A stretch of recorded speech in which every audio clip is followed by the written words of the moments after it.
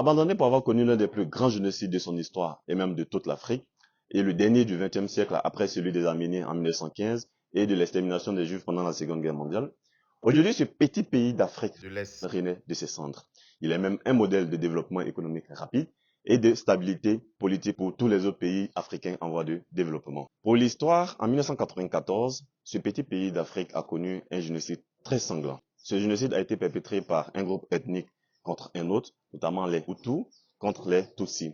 Les Tutsis ont été sauvagement massacrés parce qu'ils ont été accusés simplement d'avoir tué le président de l'époque, feu le président Juvénal, ce qui a occasionné des tensions qui ne se décrivent pas dans ce pays, car ça a été suivi par un génocide qui a marqué toute l'histoire de son existence et aussi du continent africain. C'était des atrocités qui se passaient ici. Je rappelle qu'il y a eu plus de 800 000 morts pendant au moins 90 jours. Raison de plus pour que ce peuple essaie d'oublier tout ce qui s'est passé et passer à autre chose. Aujourd'hui, dans le pays, il n'y a plus de groupe ethnique. Il n'y a plus de groupe ethnique. Tout le monde est rwandais. Tout le monde est rwandais. Tout le monde parle une seule langue et cette langue, c'est le kiro-rwandais. Aujourd'hui, ce pays a littéralement changé et a réussi à subjuguer tout le monde de par son modèle de développement. Prenons ainsi le développement, car nous voulons que notre continent, nous voulons que nos pays africains se développent. Nous avons décidé de vous y amener au travers de cette vidéo pour que cela serve aussi d'exemple pour les pays qui sont en voie de développement. Nous avons décidé de faire plaisir à la communauté de bâtisseurs et investisseurs africains et à tous ceux qui vont suivre cette vidéo pour la découverte de ce pays, principalement sa capitale. Nous allons à la découverte de certains endroits dont je garde le secret. Donc, si tu veux toi aussi voir cette merveilleuse ville, je te demande de rester jusqu'à la fin de cette vidéo. Il y a des choses dont nous allons parler et surtout d'un élément vraiment très important. J'étais vraiment émerveillé par cette manière de faire. Je vous le partage dans cette vidéo. Restez donc jusqu'à la fin et on va à la découverte de Kigali. C'est parti.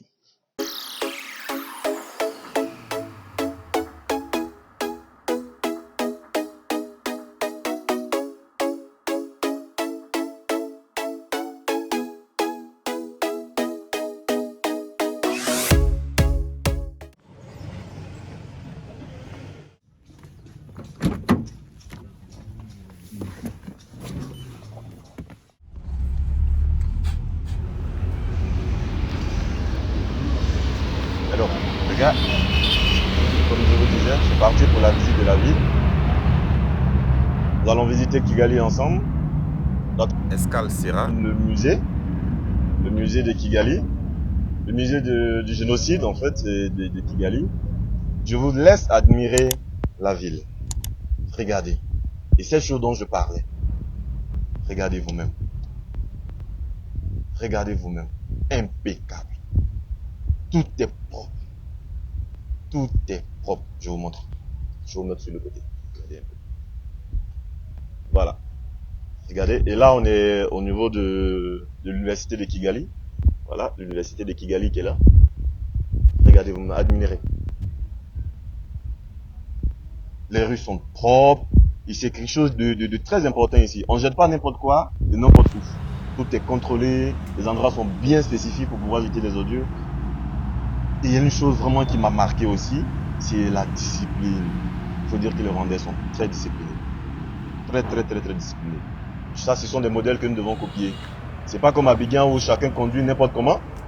Où vous allez à des carrefours, personne ne sait qui doit passer et tout le monde veut se rentrer là-dedans. Ici, c'est pas le cas. Regardez vous-même. C'est impeccable. Les gars, restez jusqu'à la fin, vous allez voir. Il y a encore de merveilleuses choses. Il y a encore de merveilleuses choses. Il faut dire aussi que le peuple rwandais c'était un peuple très calme. Hein. Ce sont des gens qui sont très calmes. Ça se reflète même dans leur attitude. Et je pense que ce sont des choses qui sont arrivées à cause de ce qu'ils ont vécu. Ça, c'est l'entrée de Radisson Hotel. Comme je disais tantôt, c'est sûrement à cause de ce qui leur est arrivé. Et ils ont décidé de ne plus avoir ce genre de choses-là, de ne plus que cela se répète. Pour l'histoire, je pense qu'il y a quelqu'un qui me parlait, qui me disait qu'ils ont essayé de tisser une espèce d'alliance après le génocide pour ne pas que tout ce qui s'est passé puisse arriver encore. Admirez vous-même. Un très beau paysage. Regardez vous-même. Comment c'est beau. Comme je dis, les rues sont très propres. Le service est un peu comme Abidjan, pour ceux qui connaissent la Côte d'Ivoire. Et Kotissa pour certaines communes ou autres. Et regardez, Voilà, je mets encore sur le côté pour que vous puissiez voir. Regardez, toutes les rues sont parfaites. Voilà, tout est entretenu 24 sur 24. Ouais, c'est très propre. J'étais même étonné de voir des gens qui se promènent spécialement pour chercher les petites clinaises que les gens jettent, les lotus et autres, pour vraiment rendre la ville très propre. Et pour, voilà, il faut dire aussi, hein, le président a misé sur le tourisme. Ben, voilà, il faut qu'il arrive à montrer quand même une très bonne image. Voilà, une très très bonne image en fait du pays, de la ville, surtout de la capitale qui est beaucoup plus visitée. Vous voyez les ronds-points, ils sont beaucoup disciplinés. C'est pas des gens qui roulent n'importe comment, un peu comme chez nous à Abidjan. Ouais, il faut le dire, hein, Abidjan ne roule pas bien du tout. Voilà, tout le monde est quasiment des chauffards à Abidjan. Donc vous voyez un peu. Pour ceux qui ne savent pas où est situé le Rwanda, faut dire c'est un petit pays qui est situé dans la région des Grands Lacs. Et il est entouré, je crois, du Burundi, de la Tanzanie, de la RDC et de l'Ouganda. Voilà, donc un tout petit pays, à peine 13 millions d'habitants. Voilà, c'est pas beaucoup. Même si on peut dire 13 millions, c'est pas aussi petit, mais par rapport à leur superficie, parce que je crois qu'ils sont à 26 000 km². Voilà, vous voyez, 26 000 km², comparativement à la Côte d'Ivoire, c'est très petit en fait. C'est très petit. Mais 13 millions quand même, c'est pas petit. C'est pas petit. Là, faut le dire aussi. Donc, vous voyez un peu les rues. Voilà. Et ils ont aussi ça dans la culture, la propriété c'est dans la culture. Le Rwandais peut être pauvre, mais il garde toujours cette nature-là. C'est vraiment ancré en eux, d'être toujours propre, correct et tout. Donc voilà, je vous laisse un peu regarder encore. Voilà, vraiment très propre, vraiment très propre. Donc pour ceux qui veulent venir à Kigali, n'hésitez pas. Et aussi la sécurité vraiment est très ici au point. Là seulement les gens ne badinent pas avec ça. La sécurité. Ils ne s'amusent pas avec. Tout le monde est en sécurité ici à Kigali. Tout le monde. Alors, donc là, nous ne sommes pas loin du mémorium de le génocide. Donc c'est là où se trouve toute l'histoire de ce qui s'est passé. Donc, là, nous sommes sur la voie. Alors, on pourra découvrir un peu, voir aussi les images. Je pense que c'est beaucoup plus high-tech selon ce qu'on a entendu. On va aller et découvrir nous-mêmes.